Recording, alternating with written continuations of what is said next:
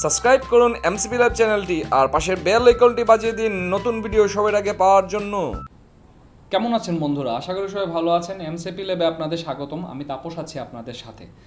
আজকের যে বিষয়বস্তু সেটা হচ্ছে, ধরুন আপনার প্রসেসরটা কী আছে সেটা কিন্তু আপনি জানেন। আপনার ল্যাপটপ হোক ডেস্কটপ হোক, এর প্রসেসরটা কী আছে সেটা কিন্তু আপনি ভালো করেই জানেন।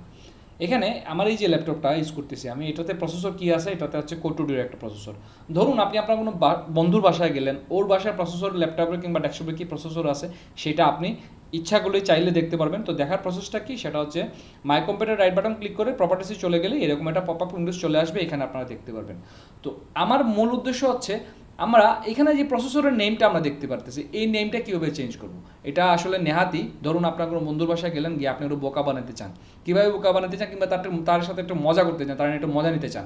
তো কীভাবে জিনিসটা করবেন, আপনি এই যে প্রসেসরের নেমটা আছে এটা চেঞ্জ করে দেবেন। তো কীভাবে চেঞ্জ করবেন, এটা নিয়ে আমার আজকের ভিডিওটা। বন্ধুরা, একটা জিনিস বরাবরের মতো বলবো, যারা আমার ভিডিওটা দেখছেন, যদি ভিডিওটি ভালো লেগে থাকে তো অবশ্যই ভিডিওটি এক লাইক করে দিবেন, শেয়ার করবেন সবার সাথে। আর সবসময় আমার চ্যানেলটি সাবস্ক্রাইব করে রাখবেন নতুন নতুন এরকম টিপস পাওয়ার জন্য। তো এখন আমরা যে কাজটা করবো সেটা হচ্ছে, উইন্ডোজ কিতে যখন আমরা আরে দিয়ে দেবো তখন আমাদের রান কমান্ডটা সরাসরি চলে আসবে। রান কমান্ডটি চলে আসার পর আমরা এখানে লিখবো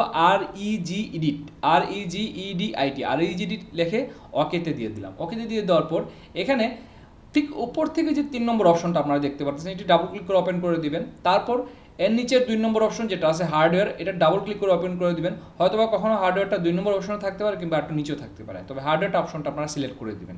তারপর চলে যাবেন ডিসক্রিপশনে যাওয়ার ডাবল ক্লিক করে ওপেন করে দেওয়ার পর ঠিক নিচে সিস্টেম দেখতে পাবেন, এইটাকে ডাবল ক্লিক করে ওপেন করে দিবেন।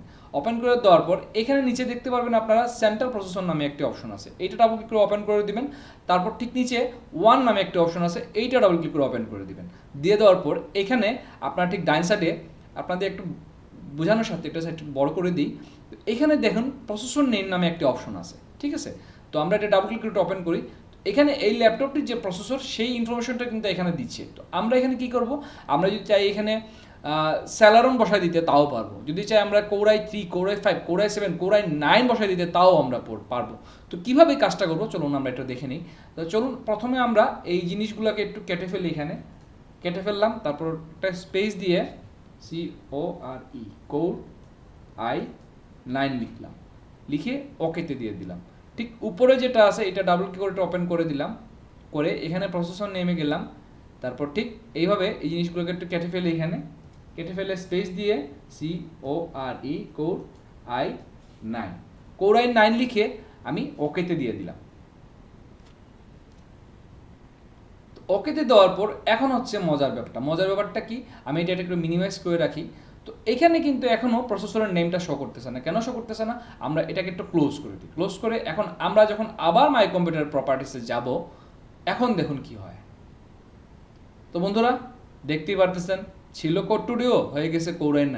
মজার না বলুন তো আপনারা? এই ধরনের ছোটোখাটো মজা বন্ধুদের সাথে করতে পারবেন, সে বোকা হয়ে যাবে যে এটা ছিল ডুয়েল কোর2ডু একটা ল্যাপটপটি কীভাবে কোর i9 হলো।